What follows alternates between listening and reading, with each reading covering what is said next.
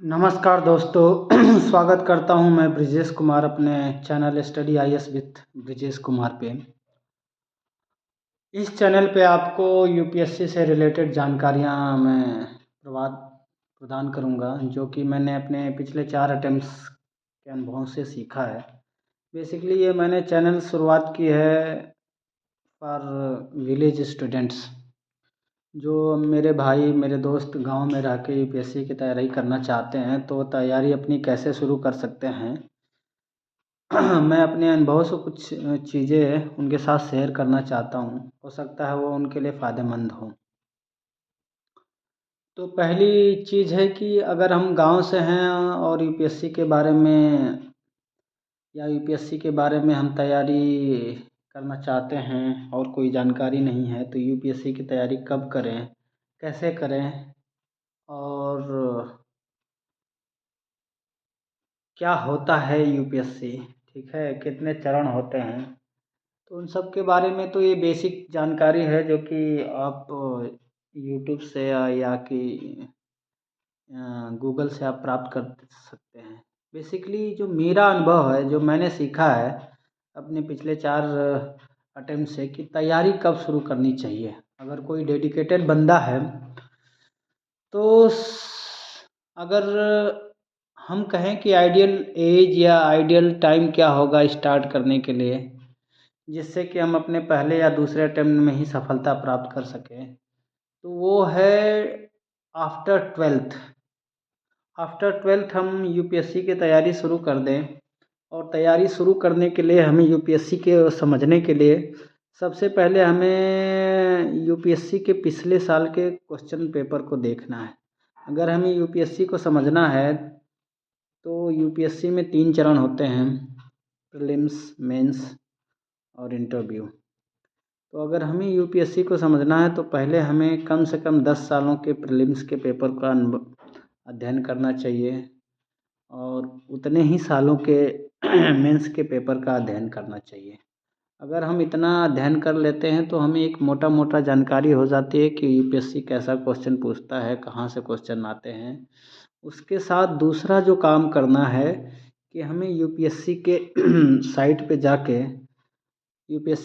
पे जाके हमें नोटिफिकेशंस जो यूपीएससी की आती है उसको डाउनलोड करना है, हिंदी में, इंग्लिश में, जिससे भी आप कंफर्टेबल हो, और उसको पढ़ जाना कि कितने चरण होते हैं, प्रीलिम्स का सिलेबस क्या है, मेंस का सिलेबस क्या है। और उस सिलेबस का हमें एक प्रिंट आउट रख लेना अपने पास, और जब भी हमें टाइम मिले उस प्रिंट आउट में उस सिलेबस को हमें दिन में एक बार, 2 दिन में एक बार, इवन कम से कम दो दिन में एक बार तो ज़रूर पढ़ना है। जब हम सिलेबस हमें याद हो जाएगा, पता हो जाएगा, तो हमें यूपीएससी को समझना और आसान हो जाएगा। अब बात आती है कैसे शुरू करें। तो सबसे पहले हमें स्टार्ट करना है एनसीईआरटी बुक से। एनसीईआरटी बुक की कौन सी बुक पढ़नी है, कौन सी नहीं पढ़नी है, उसके बारे में मैं एक डिटेल वीडियो बनाऊंगा कि कौन सी बुक पढ़नी है। पर जनरली हमें 6 से लेके 12th की एनसीईआरटी को पढ़ना है।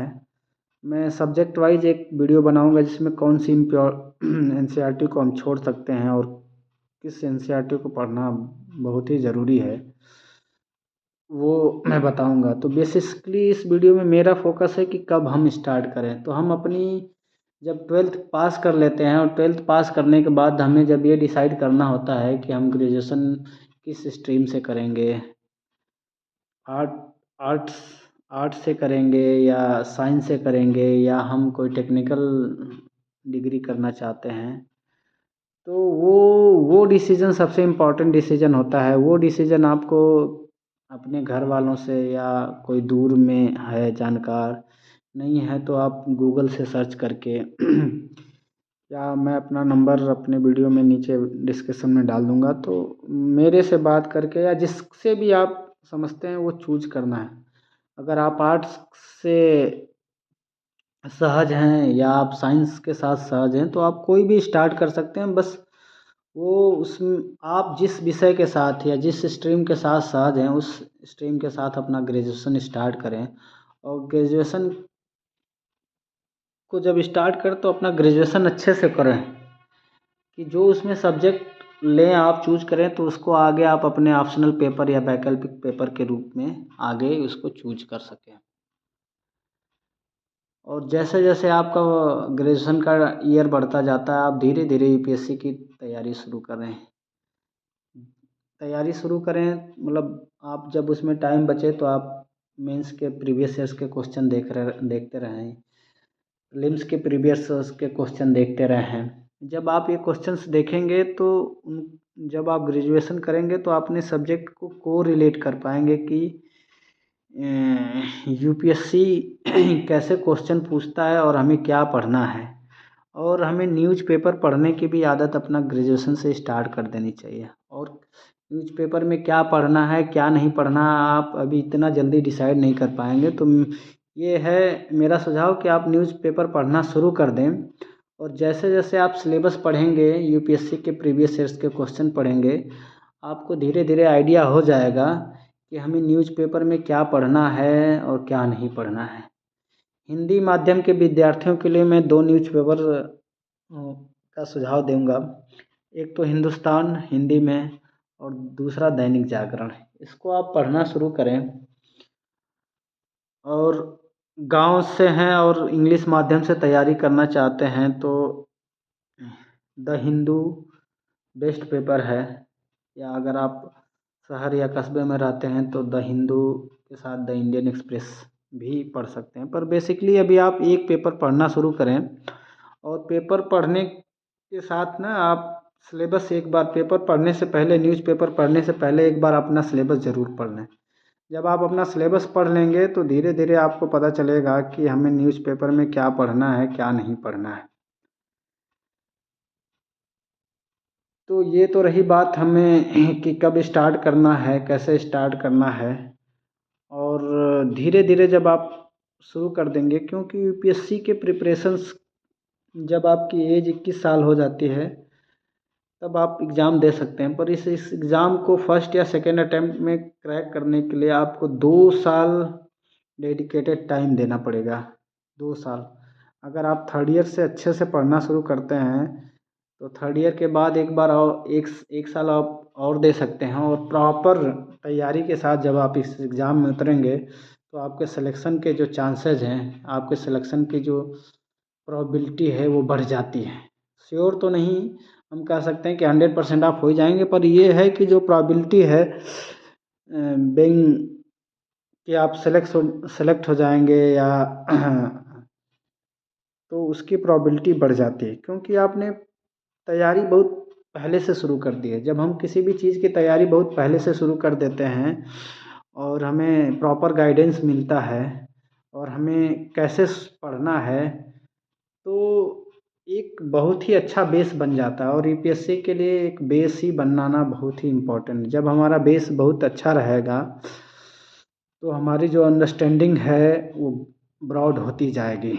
और यूपीएससी में हमें अपनी अंडरस्टैंडिंग ही ब्रॉड रखनी है। जर्नल इश्यूज होते हैं जब आप पढ़ेंगे तो सामान्य से इश्यूज होते हैं जो हमारे के एक सामाजिक व्यक्ति के जीवन में घटित होते हैं। जैसे कि अगर हम गांव के परिवेश से लें तो गांव में सिंचाई की समस्या होती है, खाद की उपलब्धता नहीं होती है, बीज भंडारण की व्यवस्था नहीं होती है, या किसानों को सही टाइम से किसी भी वायुमंडलीय घटना या मौसम की जानकारी नहीं मिल पाती है। अगर हम स्वास्थ्य के क्षेत्र में देखें तो हमें हमारे जो ज़िला अस्पताल हैं या प्राइमरी हेल्थ केयर सेंटर हैं उनका संचालन सही से नहीं हो रहा है, डॉक्टर नहीं बैठ रहे हैं, दवाएं नहीं मिल रही हैं, हमारे एरिया का सड़क नहीं सही है, या ड्रेनेज सिस्टम सही नहीं है, या नदियों से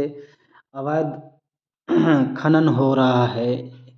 आजकल का जो एक ज्वलंत उदाहरण है जो कि गांवों और शहरों दोनों में लोग इससे पीड़ित हैं, जल जल प्रदूषण की समस्या है। तो इस तरह के जर्नल इश्यूज होते हैं।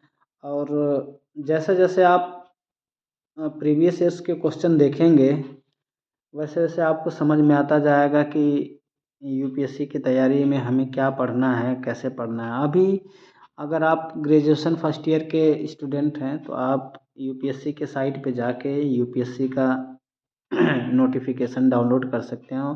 हिंदी इंग्लिश दोनों वर्जन में उपलब्ध होता है और उसके नोटिफिकेशन को पढ़ जाएं तो आपको पूरी जानकारी मिल जाएगी कि यूपीएससी क्या है, कैसे, क्या उसकी क्वालिफ़िकेशन होती है, क्या हमें ज़रूरी है। उसके बाद आप फर्स्ट ईयर में जब जाएं तो धीरे धीरे आप यूपीएससी के प्रीवियस ईयर्स के क्वेश्चन बाज़ार से ख़रीद लें या ऑनलाइन डाउनलोड कर लें, उनको धीरे धीरे पढ़ना शुरू करें। आए चाहे ना आए, आपको पढ़ना है तो आपको पता चलेगा कि क्वेश्चन कैसे आते हैं, किस प्रकार के आते हैं। अब ये क्वेश्चन कहाँ से बनते हैं, तो वो बेसिकली क्वेश्चन एनसीईआरटी बुक से ही रहते हैं। मैं आगे बताऊंगा कि एनसीईआरटी में कौन कौन सी बुक पढ़नी है, कौन कौन सी छोड़नी है।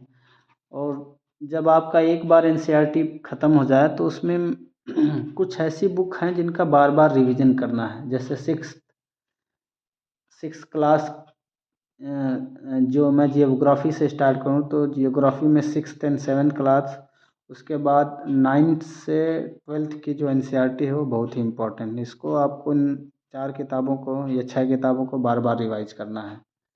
अगर मैं पॉलिटी की बात करूं तो पॉलिटी में 10th की एक बुक है कॉन्स्टिट्यूशन एट वर्क, वो ही बहुत इम्पोर्टेंट है, उसको आपको बार बार रिवाइज करना है। इकोनॉमिक्स में बात करें तो 11th में एक बुक है और 12th में एक बुक है, 2 बुक हैं जिनको आपको बार बार रिवाइज करना है।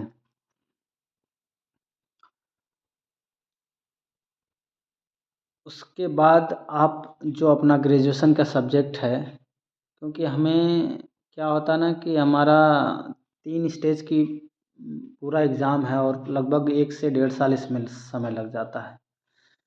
तो हमें ये भी सेलेक्ट करना है कि हमारा ऑप्शनल सब्जेक्ट क्या हो सकता है। तो उसके लिए आप अपना ग्रेजुएशन का जो सब्जेक्ट है उसका चुनाव सही तरीके से करें कि आप उसको आगे जाके आप एज आप ऑप्शनल भी अपना ले सकें। जब आपका कोई सब्जेक्ट ग्रेजुएशन में हो जिसमें आपकी रुचि हो और उसकी अच्छी पकड़ हो तो आपको उसमें स्कोर करना काफ़ी अच्छा हो जाता है।